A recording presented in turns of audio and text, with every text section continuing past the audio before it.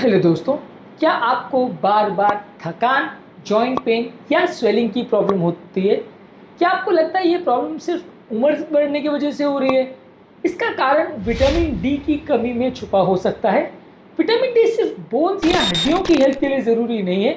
आज हम बात करेंगे कि बॉडी के सूजन और सूजन संबंधित बीमारियां यानी इन्फ्लेमेटरी डिसऑर्डर्स में भी इसका सिग्निफिकेंट रोल है। ऑटो इम्यून डिजीज हो, आर्थराइटिस हो या एलर्जी संबंधित बीमारियां, ये सारी ही बीमारियों में विटामिन डी का सिग्निफिकेंट रोल हो सकता है।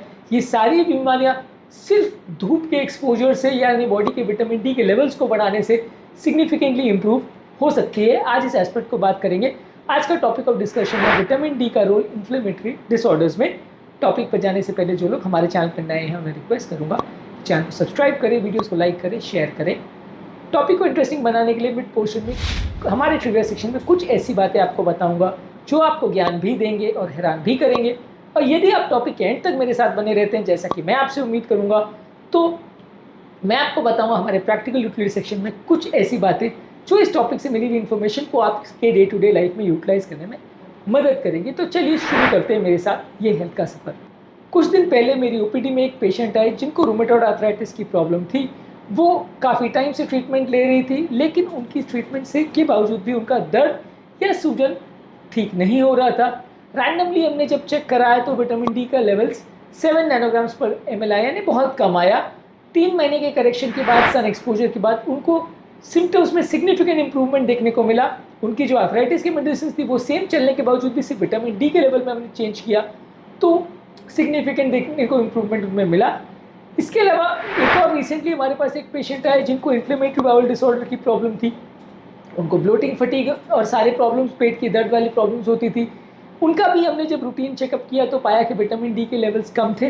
विटामिन डी के सप्लीमेंटेशन देने से उनके इन्फ्लेमेटरी मार्कर्स में सिग्निफिकेंट रुकावट या कम देखने को मिली। मैं ऐसा नहीं कहता हूँ कि विटामिन डी देने से सारी प्रॉब्लम ठीक हो जाती है, लेकिन हाँ, ये केसेस इस तरह का एग्जाम्पल है कि पेशेंट की सिग्निफिकेंट इन्फ्लेमेटरी प्रॉब्लम में भी सिग्निफिकेंट फ़ायदा देखने को मिला विटामिन डी देने के बाद। आगे बढ़ने से पहले एक सवाल, क्या आपने अपने विटामिन डी का लेवल चेक करवाया है या आप साल में एटलीस्ट एक बार अपने विटामिन डी के लेवल्स को चेक कराते हैं? यदि हाँ आपका जवाब है या ना, तो कमेंट सेक्शन में लिख के हमें ज़रूर बताएं। चलिए आगे बढ़ते हैं। सबसे पहले विटामिन डी का रोल क्या है इन्फ्लेमेटरी डिसऑर्डर्स में। विटामिन डी रिसेप्टर्स हमारे इम्यून सेल्स में होते हैं, जैसे T cells, B cells, macrophages और डेंड्राइटिक सेल्स। विटामिन डी हमारे शिफ्ट करता है इम्यून रिस्पॉन्स को इन्फ्लेमेटरी कंडीशन से एंटी इन्फ्लेमेटरी कंडीशन में, यानी कि जो प्रो इन्फ्लेमेटरी साइटोकाइंस होते हैं जो बॉडी के सूजन या इन्फ्लेमेशन को बढ़ाते हैं उनको कम करता है, यानी कि TH1 और TH17 जो कि इन्फ्लेमेशन को बढ़ाते हैं ये साइटोकाइंस को वो कम करता है।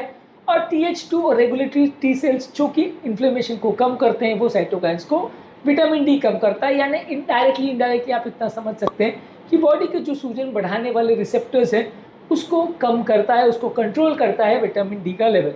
बॉडी के कई इन्फ्लेमेटरी मार्कर्स जैसे C reactive protein, interleukin 6, TNF alpha, ये सारी चीज़ें कंपैरेटिवली बेटर हो जाती है। हमारा साइटोकाइन स्टॉर्म कम हो जाता है।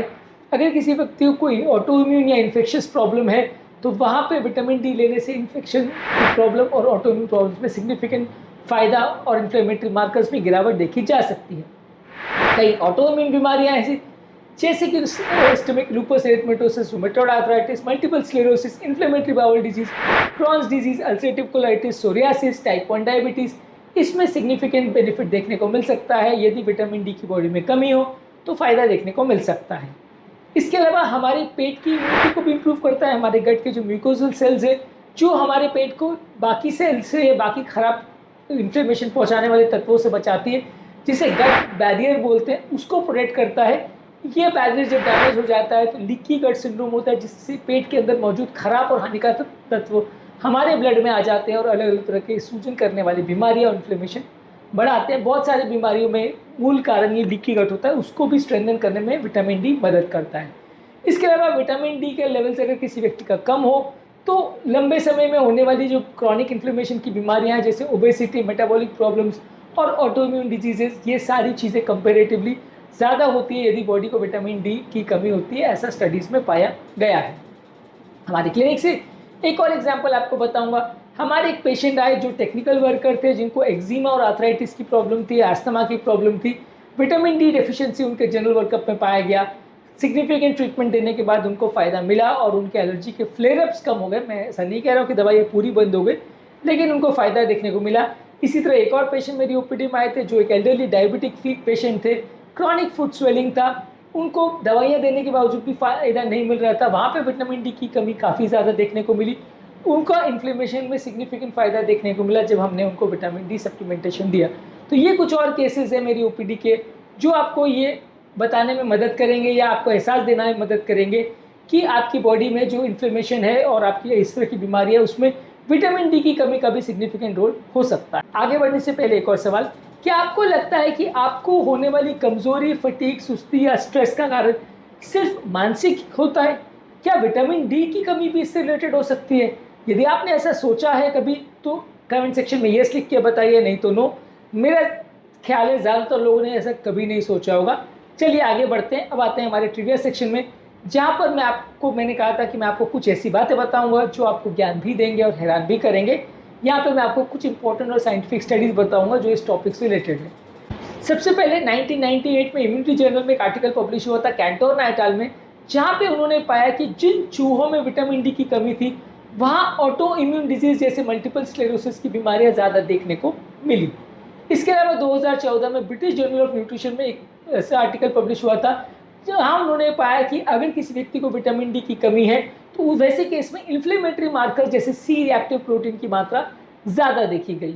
इसके अलावा एक और study Harvard nurses health study में पाया कि अगर किसी व्यक्ति को विटामिन डी की कमी है तो रूमेटॉइड आर्थराइटिस की बीमारियां लंबे समय में होने का चांस ज़्यादा बढ़ जाता है।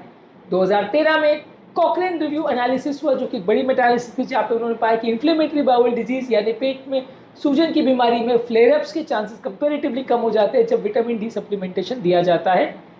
विटामिन डी हमारे पेट के इंटेस्टाइनल बैरियर्स को स्ट्रेंथन करता है, यानी हमारी लीकी गट सिंड्रोम में मदद करता है। ये फसानो एटाल की स्टडी में 2008 में पब्लिश हुआ था। इसके अलावा यूनिवर्सिटी ऑफ कोपेनहेगन की एक स्टडी में 2010 में पब्लिश हुआ कि विटामिन डी हमारे इम्यून सिस्टम के टी सेल्स की फंक्शनिंग के लिए ज़रूरी है। इनकी कमी से उनको हाइपर एक्टिविटी हो जाती है जिसकी वजह से वो ओवर एक्टिव होकर अपने खुद के सेल्स को डैमेज करने लगते हैं। इसके अलावा 1900 में ये पाया था एक स्टडी में कि जो विटामिन डी की कमी से रिकेट्स होता है बच्चों में, वहाँ पे उनको रेस्पिरेटरी इन्फेक्शन और स्किन इन्फेक्शन भी ज़्यादा देखने को मिलते हैं, जो कि इनडायरेक्टली ये शो करता है कि विटामिन डी की कमी जो है इन्फेक्शन से भी डायरेक्टली या इनडायरेक्टली रिलेटेड होती है, उसकी कमी से होता है ये सारे प्रॉब्लम्स। इसके अलावा विटामिन डी की काउंसिल रिपोर्ट 2015 में उन्होंने पाया था कि विटामिन डी की कमी ज़्यादातर सोरियासिस, लूपस और एस्थमा वाले पेशेंट में ज़्यादा देखने को मिलती है जिसमें इन्फ्लेमेटरी कंपोनेंट ज़्यादा होता है। इसके अलावा 2020 में एक स्टडी पब्लिश हुई थी जहाँ पे डायबिटीज़ के पेशेंट में पाया गया कि विटामिन डी सप्लीमेंटेशन देने से उनके इन्फ्लेमेटरी मार्कर्स और इंसुलिन सेंसिटिविटी में भी सिग्निफिकेंट फ़ायदा मिला। 2017 में एक जापानी स्टडी में पाया कि क्रॉनिक इन्फ्लेमेशन वाले पेशेंट्स में, उम्र दराज पेशेंट में विटामिन डी सप्लीमेंटेशन देने से उनके इंटरल्यूकिन 6 और TNF अल्फा साइटोकाइंस कम हुए। तो यहाँ तो हमने बहुत सारी स्टडीज़ पर बात की जिन्होंने सबने कुछ हद तक साबित किया है कि इन्फ्लेमेटरी मार्कर्स में सिग्निफिकेंट फ़ायदा देखने को मिलेगा और ऑटो इम्यून डिजीज़ में सिग्निफिकेंट फ़ायदा मिलेगा। अगर आप विटामिन डी की आपको कमी है तो उसको सप्लीमेंट देने से फ़ायदा मिलेगा। आगे बढ़ने से पहले एक और सवाल, आप रोज़ाना कितना समय धूप में बिताते हो? 5 मिनट, 10 मिनट या 15 मिनट? कमेंट सेक्शन में लिखकर हमें ज़रूर बताएं। अब आते हैं हमारे प्रैक्टिकल यूटिलिटी वाले सेक्शन में, जहाँ पे मैं आपको कुछ ऐसे पॉइंट्स बताऊंगा जो इस इन्फॉर्मेशन को प्रैक्टिकली यूटिलाइज करने में आपकी मदद करेंगे। सबसे पहले एनुअल विटामिन डी की लेवल्स को एटलीस्ट चेक करते रहिए। यदि आपको फटीग की प्रॉब्लम है, सुस्ती की प्रॉब्लम है, ऑटोइम्यून प्रॉब्लम्स है या एलर्जी की प्रॉब्लम्स है। इसके अलावा 15 से 20 मिनट तक धूप में एक्सपोजर अपने हाथों और पाँव को करने से आपकी विटामिन डी की सिंथेसिस बढ़ती है। 3 से 4 बार हफ्ते में इसको ऐसा करना चाहिए। इसके अलावा विटामिन डी को यदि आप ओमेगा 3 फैटी एसिड के साथ कंबाइन करते हैं, omega 3 fatty acid rich food जैसे fatty fishes, salmon, mackerel, tuna, sardine fishes या फ्लैक्स सीड्स और अखरोट को खाते हैं तो उससे आपको ज़्यादा अच्छा फ़ायदा मिलेगा, ज़्यादा अच्छा इन्फ्लेमेशन कम होगा। लेकिन विटामिन डी में आपको ये ध्यान रखना है कि दिन भर में आपको 1000 से 5000 unit international units per day लेनी है। बहुत ज़्यादा लेंगे तो उसकी टॉक्सिसिटी हो सकती है। इसके अलावा फैटी मील्स यानी चर्बी वाले खाने के साथ यदि इसको खाते हैं तो उसका अब्जॉर्प्शन ज़्यादा होता है। आगे बढ़ने से और टॉपिक को ख़त्म करने से पहले एक और इम्पॉर्टेंट सवाल, क्या आपके परिवार में किसी को ऑटो इम्यून डिजीज़ या एलर्जी की प्रॉब्लम है? यदि हाँ तो कमेंट सेक्शन में लिखकर हमें ज़रूर बताएं। अगली बार जब आपको दर्द या चोट का प्रॉब्लम हो या हाथ पाँव में सूजन की प्रॉब्लम हो तो अपने विटामिन डी लेवल्स को ज़रूर चेक कर लें। अगर आपको कमज़ोरी, सुस्ती का एहसास हो रहा है, जलन या एलर्जी की प्रॉब्लम हो रही है, इम्यूनिटी और इन्फ्लेमेशन की बीमारियों में विटामिन डी का एक सिग्निफिकेंट रोल होता है। विटामिन डी के सप्लीमेंटेशन से इस तरह की कई बीमारियों में फ़ायदा मिल सकता है। बीमारी पूरी तरह ख़त्म हो जाएगी ऐसा सोचना मुश्किल है, लेकिन हाँ सिग्निफिकेंट फ़ायदा आपको देखने को मिल सकता है। शायद आपकी दवाइयों की ज़रूरत कम पड़ सकती है। उम्मीद करूँगा कि आज के टॉपिक में कुछ नई बातें जानने को मिली होगी। जो लोग हमारे चैनल पर नए हैं उन्हें रिक्वेस्ट करूँगा कि चैनल को सब्सक्राइब करें, वीडियोज़ को लाइक करें, शेयर करें। कमेंट सेक्शन में लिख के बताइए ये वीडियो के बारे में क्या आप पहले से जानते थे और क्या आपने इस बारे में कभी पहले से विचार किया था या आपके डॉक्टर ने कभी आपको इस बारे में बताया था। हमें ज़रूर बताइए। आपके कमेंट्स का हमें इंतज़ार रहेगा। सारे कमेंट्स को मैं स्पेसिफिकली खुद पढ़ने की कोशिश करता हूँ और जहाँ तक पॉसिबल हो आपके हेल्थ रिलेटेड इश्यूज़ को आंसर भी करने का प्रयास करता हूँ। Thank you.